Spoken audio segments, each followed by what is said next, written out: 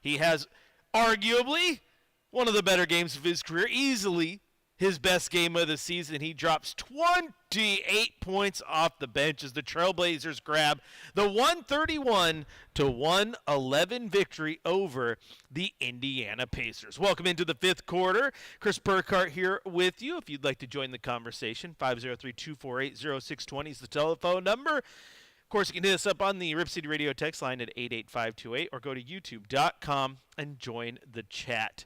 There, just type in Rip City Radio. Like, share, subscribe, tell all your friends. Let's talk about it. Let's have some fun. The Blazers had some fun in this one tonight. Denny Avdia returned. That's a plus. Chris Murray returned. Yeah, I'll take it. Why not? Everybody looked good. Scoot Henderson was jazzed. He was ready to go. But it wasn't easy. It absolutely wasn't easy. The Blazers still kind of had to work for it. It was tied at the end of the first quarter. At some point, you looked at everyone and were like, here we go. This team's going to find a way to make this infinitely harder than it needs to be. But they poured it on late, especially in that second quarter, got out to a big lead, did not let off in the second half, and it was a wonderful game for the Blazers. They got a win over the Indiana Pacers, who are the worst team in the East, one of the worst teams in the NBA, arguably the worst team in the NBA, coming off a finals appearance, and obviously you lose Tyrese Halliburton and all the things change. But you still, if you're the Blazers, you need to take care of business. You need to take care of business. You need to make sure that everything is good to go. You don't want to come in and lose to a team like Indiana, a team that you probably should not lose to, that you should absolutely beat.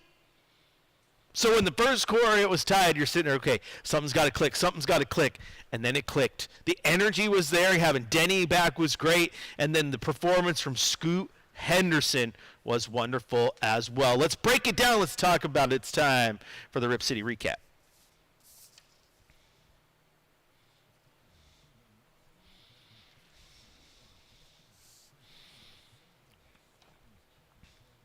All right, as we do here on the recap, take a look at the box score, see how things truly broke down for your Trailblazers. And yeah, a great game all the way around. They did exactly what they needed to do. Like I said, it started out a little bit slow, definitely made you scared a little bit, made you pucker, but they got through. They absolutely got through. It was 30-30 at the end of the first quarter.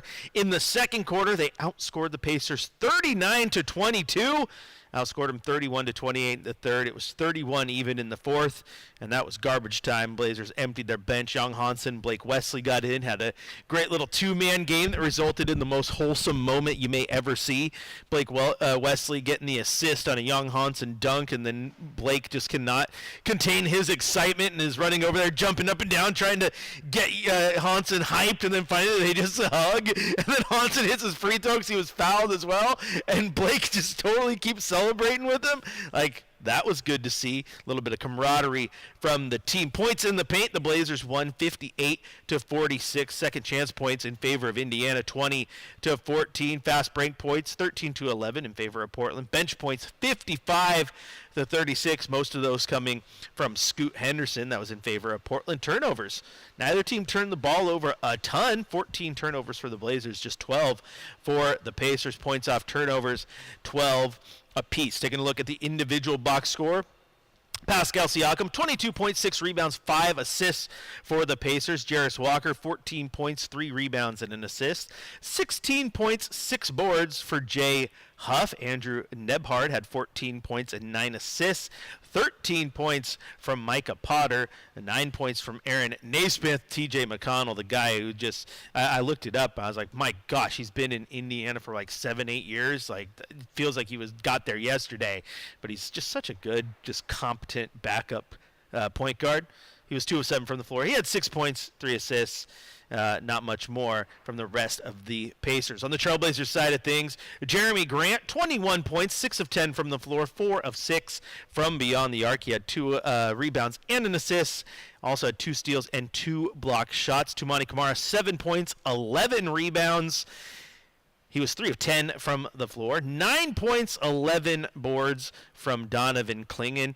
8 of them on the defensive side, 3 offensive boards. He had a block shot in there and a steal. You may look at that one, and I've talked about needing more from him scoring. He didn't need to in this game. I thought he had a massive impact everywhere he went. He was drawing defenders, had some great dunks. Not all single-digit point production games are created equally.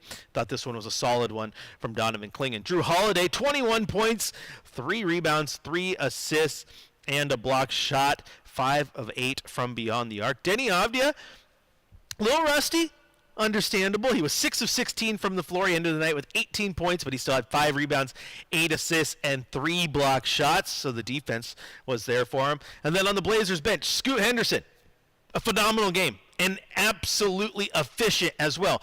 28 points, 6 assists.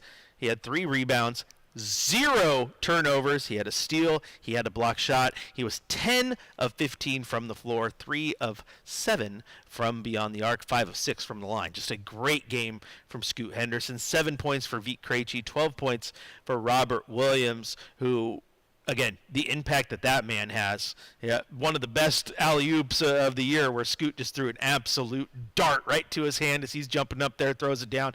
Had those 12 points and a team-high plus 30, and 3 points from Chris Murray, 5 points from Yang Han Son. So great game from your Portland Trailblazers, biggest lead of the night, 24 points when they led 123 to 99. Their biggest scoring run was a 14-0 run. They led for 36 minutes and 19 seconds of this ball game. So it looked weird at first. Weird is about the best way to put it. It looked weird, but they got through it, and that's what they needed to do. One of our texters says, Scoot looked good tonight. Yeah, he did. He absolutely looked great. Best game in the last few weeks. It wasn't just the best game in the last few weeks. It was the best game of the season for Scoot. That's exactly what Scoot needed. We talked about it a lot in the pregame show about how I need him to stop thinking and just start doing. And I thought today he was doing, and that's exactly what you needed. I looked over at members of the media, said one thing that was standing out to me in this game was the fact that he was running.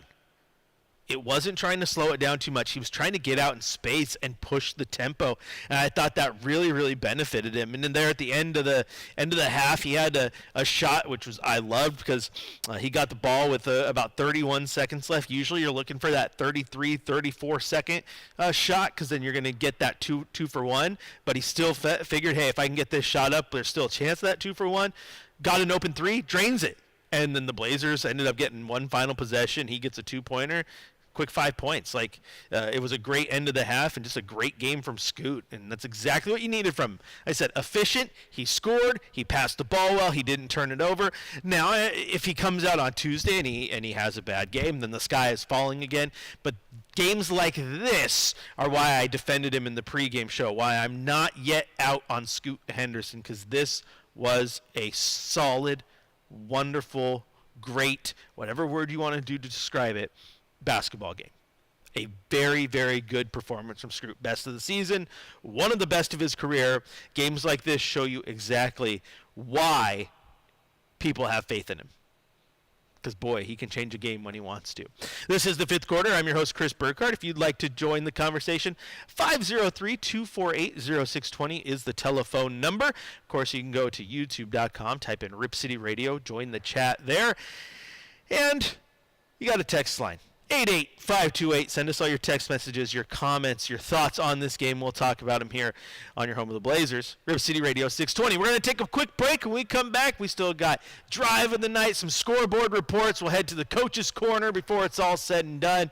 Take a look around the NBA, see how some things went down. Plenty of action tonight. Take a look at the standings, because things are getting tight out west here. Can your Blazers hold on? I think the answer is yes, but where they end when it comes play-in time is still wide open. Chris Burkhardt here. The Fifth Quarter rolls on after the break on your home of the Blazers, Rip City Radio 620.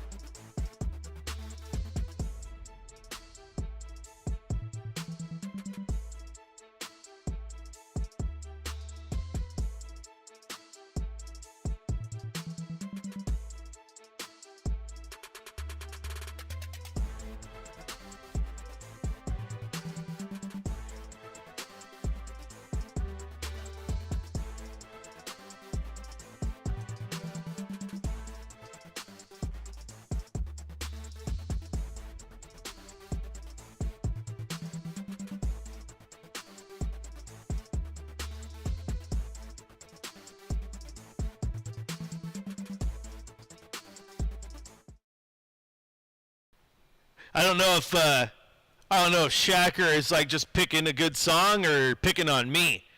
I feel like this was my theme song growing up and still is as I approach 40. I wish I was a little bit taller. I wish I was a baller. I took a couple shots at the gym down in Marshfield yesterday. Yeah, I think I'm washed, guys. I think I'm washed. I need to start doing some yoga and stretching out a bit. I got a little too tight to get a good shot up anymore. Busted. But I'll still come play pickup. Just hit me up. I'll come run up and down, play good defense, pass the ball.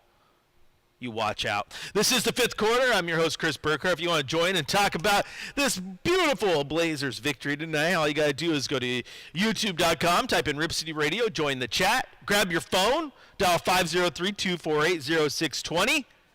Get on the telephone lines where Tall Tim is waiting. We'll get to him in just a second.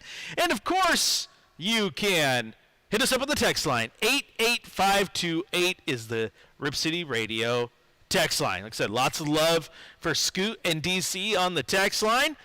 And, of course, Sean in the chat says, hope Scoot can keep the momentum into the final part of the season, as do I. I thought that was a great game from him.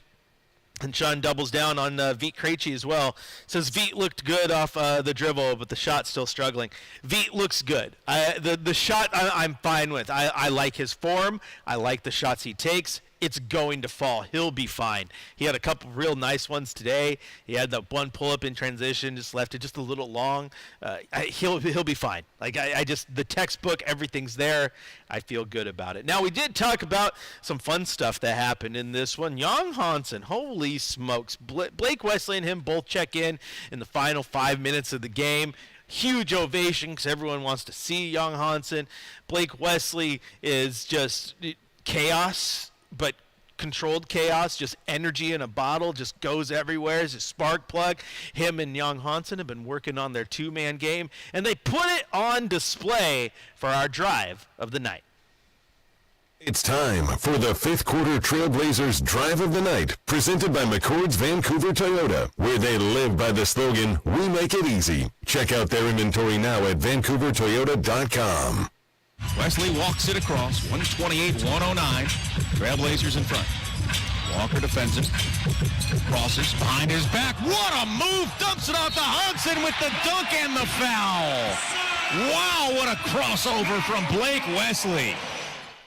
That was a wonderful play, and if you haven't seen the reaction I was talking about, you can go on X. And you can jump onto my account. Just go search Chris J. Burkhardt. Follow me if you haven't already. And my last tweet was a retweet of the video sent out by Victor, who covers the Blazers and has been covering Young Hansen for a while. But Victor's son sent the video, and he said, I don't think I've ever seen a moment quite like this. Blake Wesley breaks an ankle, then finds Young Hansen for the and one. The joy between the two afterwards said everything, and it did. Like, Blake is just so hyped. He's dancing on the baseline. Then he comes over and he starts like pushing Hansen to celebrate, and Hansen is just like confused, like he doesn't know what to do, and they eventually just hug, and then he shoots the free throw.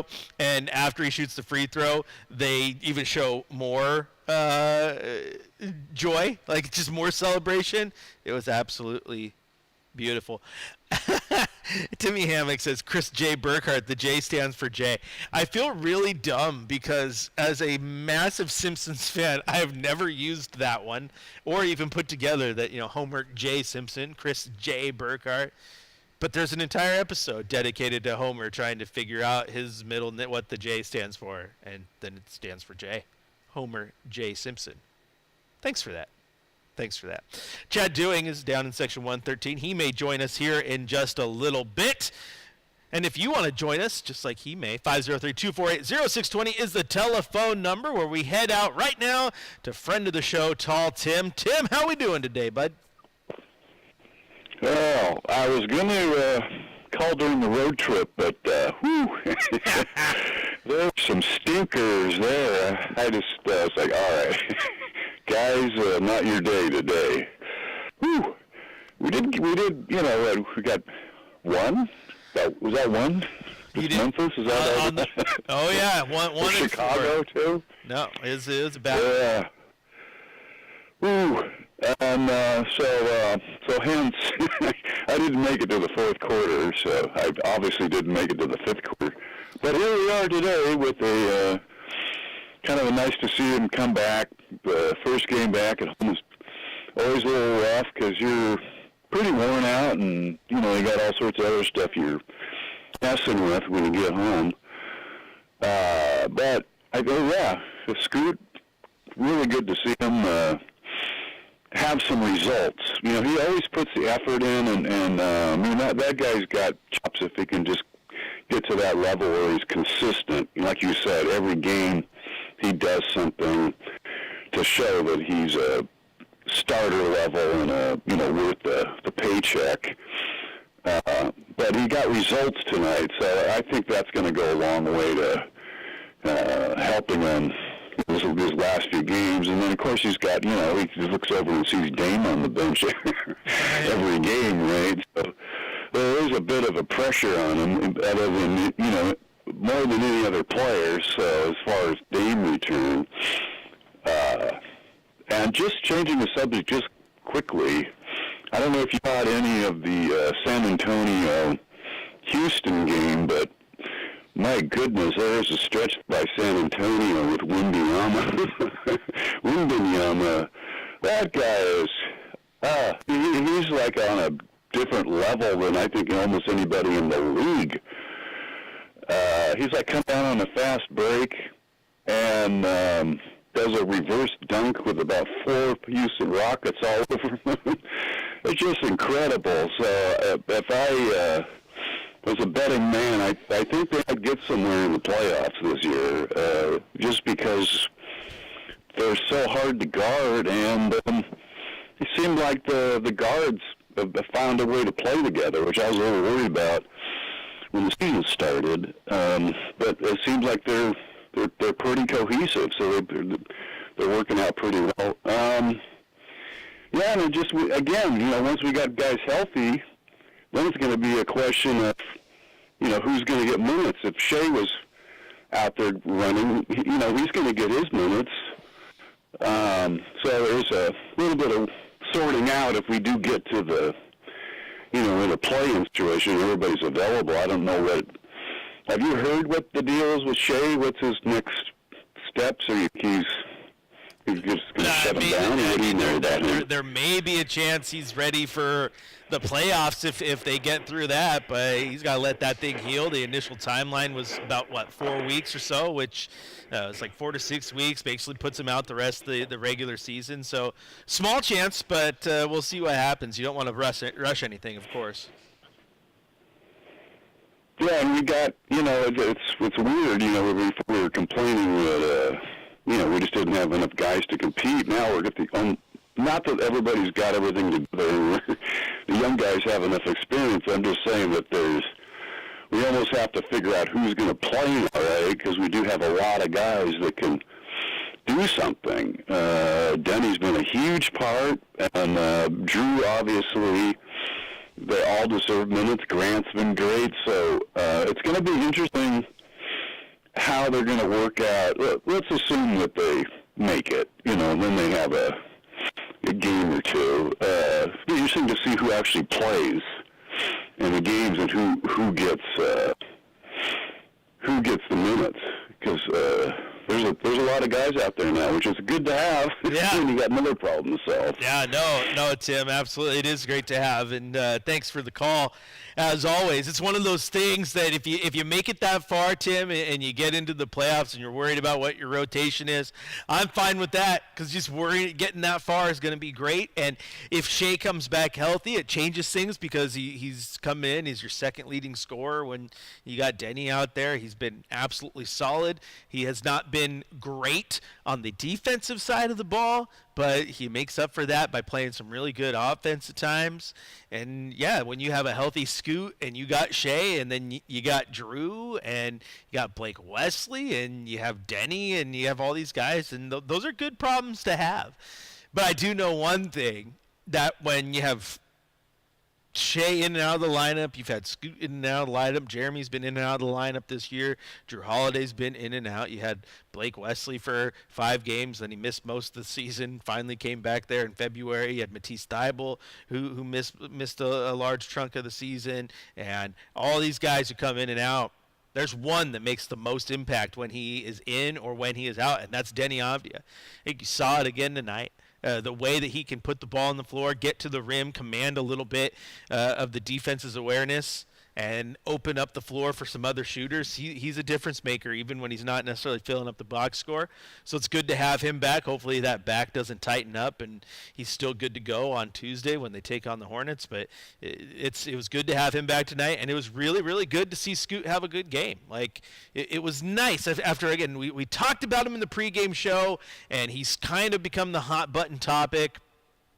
And get through everything that you look at how he plays, and you're like, okay, he needs to be better here, he needs to be better there, he needs to do this, he needs to do that, and everyone's just picking him apart.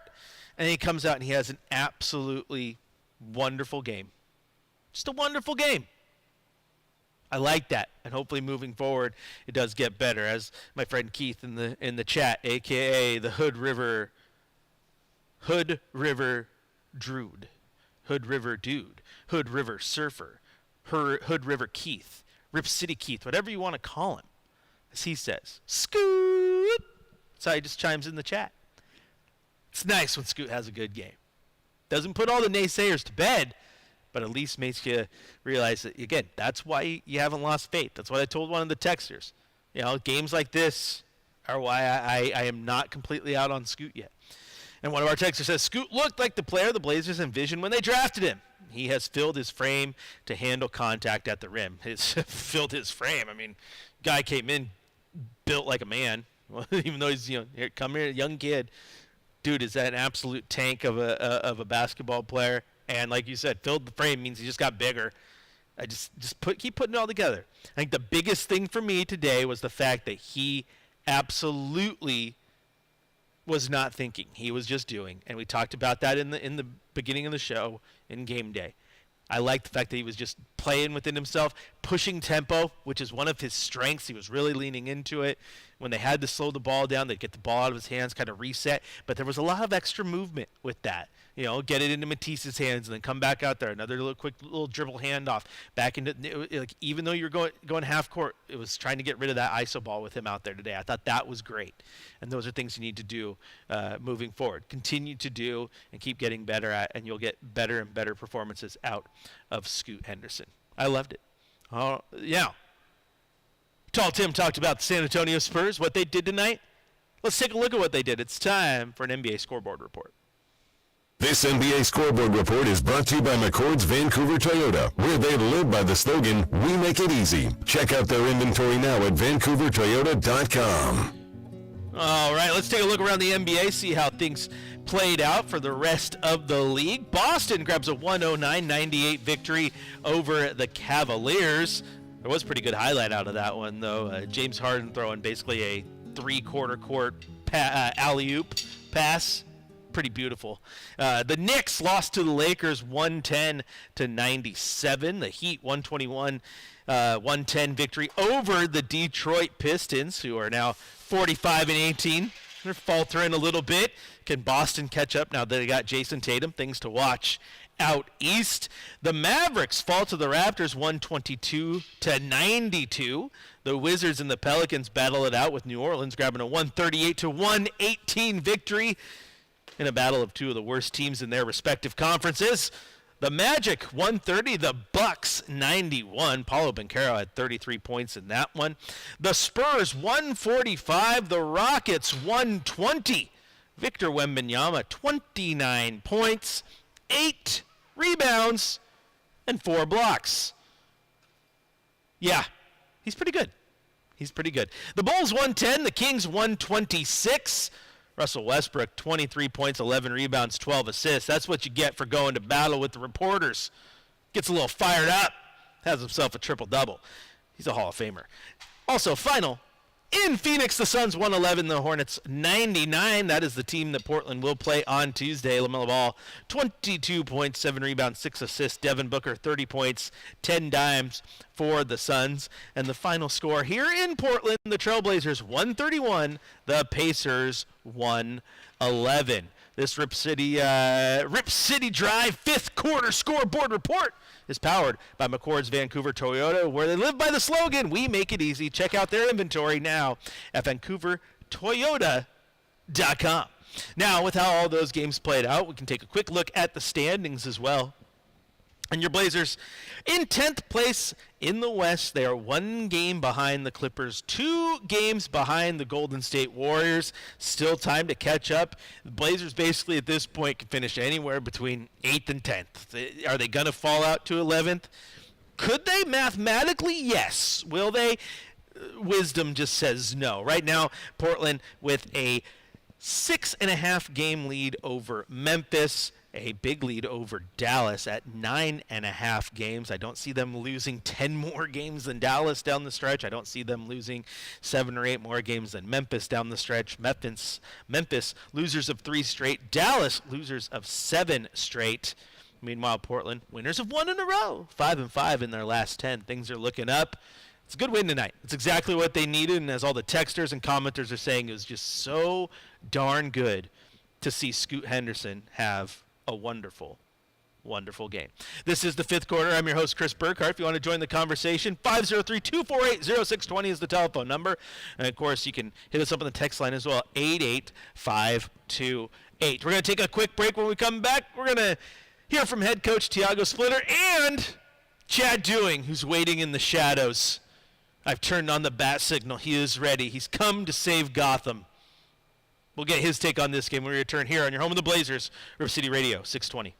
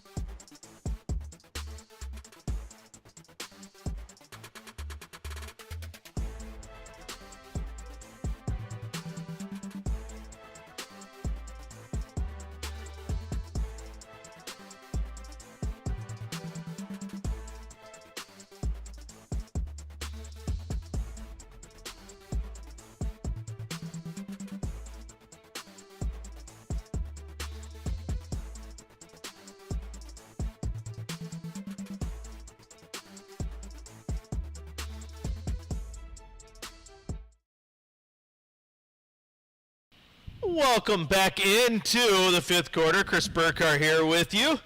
Chad doing. I got to work on my Brian No. Only Brian O can do it the way Brian O does it. He's crazy. Chad doing. I still love how my daughters hear that now. They do that too. So is Dad going on the show with Chad doing? You sat down. You said it was good to watch some fun basketball. I mean, that was about as good of a bounce back game and kind of hopefully what can be a get right game as you could imagine. I thought it was great. I'm most happy for Scoot, who had struggled a lot over the last couple of weeks, and Blazer fans were really concerned. But I thought his energy in the second quarter and his defense, and then as a whole, the team being able to force turnovers and create some easy opportunities on offense, that kind of changed the game, that 25-7 run to close out the half, and then from there they just cruised to victory. But Scoot Henderson tonight shot the ball well, made good decisions, was able to set up his teammates, and his energy really changed the way the game was being played in that second quarter. Because if you think about it, just under 6 minutes to go, Tiago Splitter called time, and the Pacers were up by 1, and from that point forward, the Blazers took complete control of the game. But it wasn't just Scoot who was great.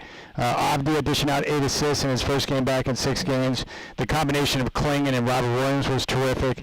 Everyone that played just made a big-time contribution. And then, the offense with Grant and Holiday, they combined to go 13 of 20. So those guys have been in a good groove offensively of late. So they did what they were supposed to do. You get a bad team in the Pacers, and they just dominated them in every facet, which is nice. And they protected the basketball. Going back to what we talked about on the pregame show, Chris, they took care of the little things. They rebounded well. They didn't turn the basketball over, and they made the game easy on themselves. Even were better at the free throw line, too. So props to the Blazers. They did what they were supposed to do tonight. Yeah, and you mentioned Donovan Klingon and Robert Williams. Robert Williams, a team high plus 30. But I look at the numbers Donovan Klingon put up, and I've always said with him, I want him to score more. I want him to be more prominent there.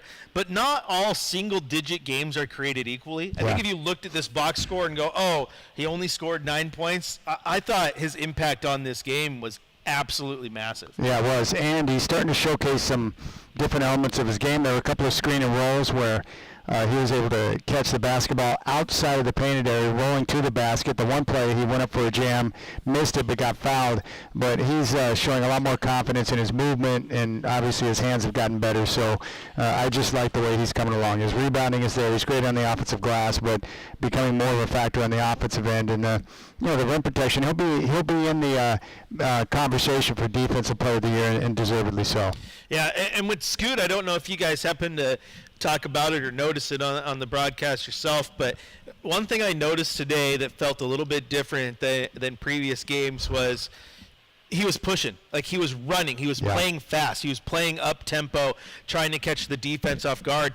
And then if they had to stop and get back in their half-court sets, it felt like there was a lot more movement from him off the ball. So he was just always moving and kind of playing within that flow, which I think really kind of led to that breakout game. I think the Blazers, I agree. I think they're at their best as a whole when they're trying to move fast. But Scoot tonight, with those fresh legs that he's got, having missed more than half the season, like, he was explosive tonight. And there were a couple times on, when he was working off the bounce where he was able to beat his defender around the corner and get at the rack. And I just thought he was great. Like, this is why people get concerned when he goes through a slump, because he showcases this. We know what he's capable of.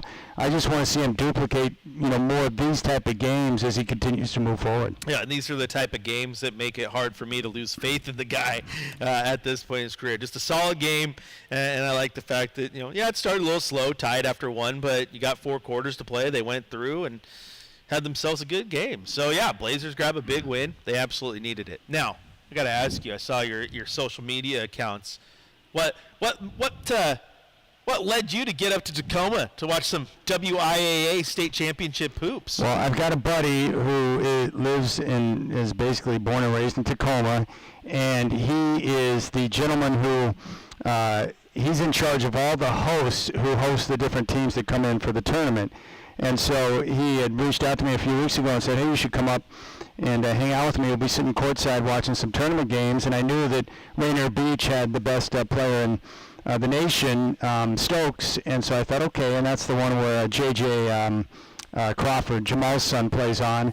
And, of course, they advanced to the title game. And it was cool because Tacoma had pulled off an upset to get into the title game. So it's not too often we have a local team in the title game, and the crowd was packed, and Rainier Beach dominated the game. But it was cool to see some of the high school talent out there, both boys and girls. I had fun. It was I sat there for almost 8 straight hours watching nothing but basketball. And what was cool is, like, I wasn't working, so I was able to just sit and relax and enjoy some basketball. I did the same thing, but I was down at Marshfield High School in Coos Bay for OSAA championships. What class? 3A was down there nice. at Coos Bay, which is a wonderful spot.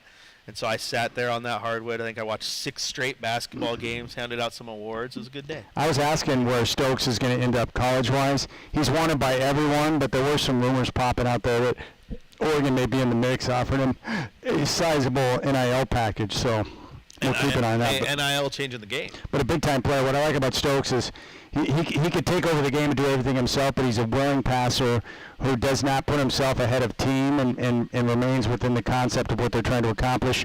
I also heard rumors that Jamal Crawford might soon become the head coach at Rainier Beach, so something to keep an eye on. Look at that, absolutely. Now, speaking of, you're not putting yourself ahead of the team and enjoying what everyone else on the team is doing, have you ever, I can honestly say I don't think I've seen a reaction like Blake Wesley had with Young Hansen there on that final play where he's dancing on the sideline, comes over, he just starts jumping. Hansen is totally just like, whoa, what's going on? And they realize it, they just hug. Yeah. Then he hits the free throw and West just keeps celebrating. I loved that. That was great. I think what was it? Coach afterwards said that he's. That Wesley's one of the more charismatic guys on the team, and I just love to see that type of energy. I was just happy when I saw that moment. I was like, finally, after a couple of weeks of struggle, the Blazers are out there having some fun. You forget sometimes, like, basketball's fun, and they were having a great time tonight as they everything was going their way. And I like those type of moments for Hansen. But I'm a big fan of Blake Wesley because the more I get to know about him, I realize the type of character guy he is too. So I was happy for him. That's why I find it so easy to root for Scoot, because even tonight when he's having a great game, there was a possession where Jeremy Grant had the ball and Scoot's up top. He's open if he wanted to throw it out, but Jeremy decides to drive instead. He makes the layup. Scoot didn't even get the assist, and the first thing Scoot did was clap and celebrate as he goes out. Like, he wants his team to do well. Well, the one thing I always have faith in with Scoot, just because if you talk to people around the team, they'll say the same thing. His work ethic is second to none, so he puts in the time, which is good, but also apparently he's got a great willingness to listen to coaches and veterans and players around him to do whatever he can to get better. And so I know when you have those type of natural gifts that he does, that he was born with, God-given, and then you combine that with the work ethic and the ability to listen and want to get better, it puts him in a position to where if he's going through a slump, he's going to pop out of it because he puts in the time. So I like him, man. He's a good character guy, and he's got great abilities. I just hope we see more of what we saw tonight. That was sweet. Yeah, absolutely. And friend of the show, Keith out in Hood River, was asking, if it's excuse me, is it time to think, maybe Scoot get into that starting lineup and get a little more sample size? Now, I personally understand the question. I'm not ready to mix it up just because of one good game. Yeah. But if you start putting some together and the Blazers get to a point where they kind of have the play-in spot more or less locked in, I could see maybe starting him here and there, but I'm not going to jump out crazy just because he had one good game. Yeah, no. His time will come. He's just got to continue to stack together performances like we saw tonight, and he'll be fine. The good thing is their playing spot is virtually locked in, at least in 10th. But what they're eyeing, or at least what I'm eyeing right now, is 8th is well within reach based on where the Warriors are at, and they're battling with the Clippers, so they've got a chance to make sure that if they finish out right and they remain healthy, they got a chance to get to 8, which gives them a much greater chance to get into the postseason. Yeah, that's great for everybody. It's great for us. It's great for the Blazers, and I am still on team get to the playoffs. I don't care if you lose it. I think that's more valuable than a pick. They're trying. You got to teach them a little bit of what's going on. What's that? Like everyone tells you, you need guys with playoff experience.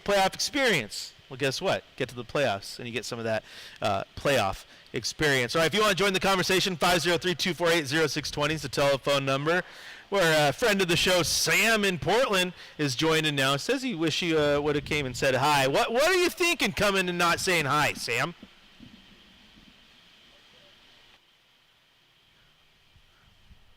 my mom was picking me up, so we had a tight schedule. We were sitting up in the upper deck, like directly across from you, but way up there. Yeah, I got to tell you, I obviously give you all the love for the books you guys write and make, and you gave me your newest edition, right?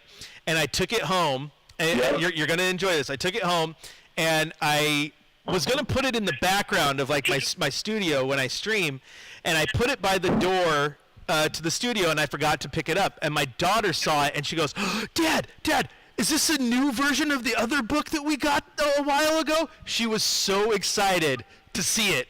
So I figured you'd appreciate that. She loves it. Oh, absolutely. I'm glad she enjoys it. I hope she still enjoys the first book as well. Oh, she does.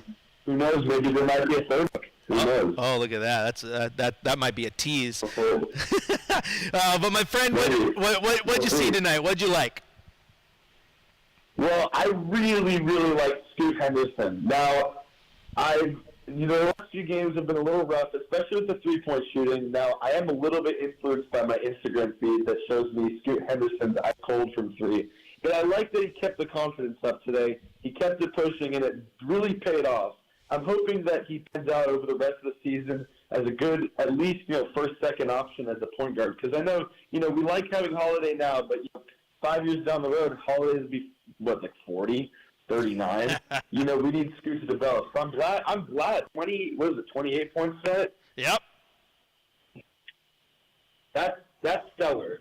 That is rising stars material, in my opinion. Yeah, absolutely. Absolutely, Sam. And, hey, I'm glad you came. There's going to be plenty more times to come and say hi, I promise you. Thank you very much. I can't wait to say hello again. I haven't said hello in, like a month or something at least. It's been a minute. You got to get out here, my friend. I know. All right, have a good night. Thank you. You too. Yeah, there is our friend Sam in Portland, and you guys know him. He's been on here a few times with us. If he shows up, we're still on here. I got to give him a headset. Him and his family are absolutely awesome, but he did. I wish I was filming. My daughter got so excited. She's like, "Is this a new version of the other book that we got?" And it sure is. And so she loves it. So shout out to Sam. And she was really confused though, Sam. She's like, his last name's Blazer because Samuel Blazer is the pen name. So I did get to explain to her what pen names were and stage names. So thank you for that. All right, before we get out of here, we still got to hear from head coach Tiago Splitter. It is time to head to the Coach's Corner. It's time for the Coach's Corner with Tiago Splitter on Fifth Quarter, presented by Coors Light. Choose chill, Portland. Across the board, you had to have liked what you saw tonight from him. Yeah, been great. Bounce back from him, just being aggressive. Overall, I think he has 6 assists, 0 turnovers. Help us to get the guys together, push the pace, make shots, drove strong to the basket. So confidence was there. So great for him. Good to see him, playing better tonight. I think it's just those days that we are down. You gotta find a way to get up and perform. What was your guys' message to him behind the scenes over the last few days? Just to control the things that you can control. To play hard, to push the pace. Shots is so hard to control. It's impossible. So just be confident there that you put in the work and let it fly. What was he doing differently, do you think, that led to such a big turnaround? I don't know. Sometimes it's just a spark at the beginning of the game that he feels better. He's feeling confident, and he just go from there. Honestly. What changed for you guys in the second quarter? It was pretty close to the first quarter. Both teams kind of switching the lead back and forth. Yeah, I think that group that finished the second quarter won us the game with the energy, switching and being up. Rob was a big part of it. Just switching everything because they were trying to get advantage with the pick and pops, with everybody shooting threes and spreading the court. And I think Rob did a great job there, just being him and winning the game for us. How do you think Danny looked? Great. I think it's the first time, since he he was healthy, that he was not scared to attack the rim. He played with force, getting those end ones, getting to the paint, going left, going right, feeling himself again. So good to see him, progressing there. Do you have any comment on that highlight at the end where Blake broke some ankles and handed it off to Hansen? No, just, Blake is one of those guys that's super fast, hard to stay in front of him, and glad that he got a great play there and a finish by Hansen. He seemed to really enjoy it, too. Yeah, Blake is one of the most charismatic guys in the locker room, and everybody loves him and just his energy, the way he is, and just good to see him, enjoying and have a good time out there. And there you hear from acting head coach Thiago Splitter. That's right. Just good to see everyone having a good time. Loves Blake Wesley's charisma, and it was on full display in that final play there with Young Hansen. So fun to see. Also, again, shout out to a friend of the show, Samuel Blazer. Talked about the book. If you want to know what I'm talking about, I put a link there in the chat. But Mrs. Know-It-All's Awesome Adventures of Alphabetical Rhymes. You can go find it on Amazon. It's a pretty great book, written here by a young author, illustrated by his sister. Pretty darn cool what they're doing there. All right, who stood out tonight? I wonder who could it be? Who gets the game ball? Let's find out. Who is the MVP tonight for the Trailblazers? It's time for Game Balls on Fifth Quarter, live from the Coors Light Studios. Coors Light, choose chill. Well, this one's pretty anticlimactic because Scoot Henderson gets game ball. Best game of the season from him. One of the best games of his career. Just an absolutely solid and efficient performance. 28 points, 10 of 15 from the floor, 3 rebounds, 6 assists, a steal, a block shot, 0 turnovers. 0 turnovers. Now, I feel like I should probably wrap this show up because, my day started by me oversleeping my alarm and having my boss wait for 45 minutes in the car. Sorry, Mr. Weber, to get here. And right now, my other boss, since I work 2 jobs, is sitting in the shadows waiting for me to wrap up so he can help tear down and drive me to my car. I need to be more efficient. I need to be like Scoot that needs to happen. Tired of making people wait. I'm sorry. Not sorry that the Blazers won tonight. They grab a nice, much-needed victory over the Pacers, 131-111. They will be back in action on Tuesday against the Charlotte Hornets. Tip-off at 7 o'clock. I will be out. Chad has been kind enough to let me have the day. I'm going to take my kids to the game. I'm going to enjoy the game as a fan, one rare day. I don't get to take the kids enough. So we're going to have some fun. That means Chad will have Blazers game day for you starting at 5 o'clock. Once again, final score, Blazers 131, the Pacers 111. Rip City, you have been absolutely awesome. We'll talk to you on the next one.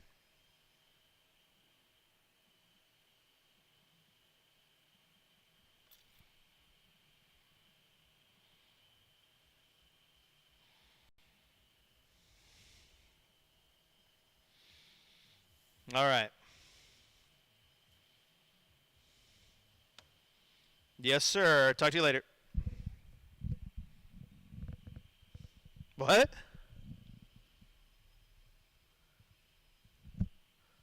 Oh, yeah.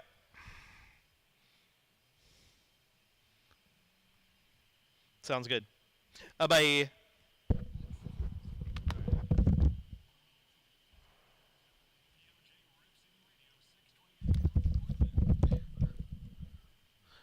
Bye, YouTube. Bye.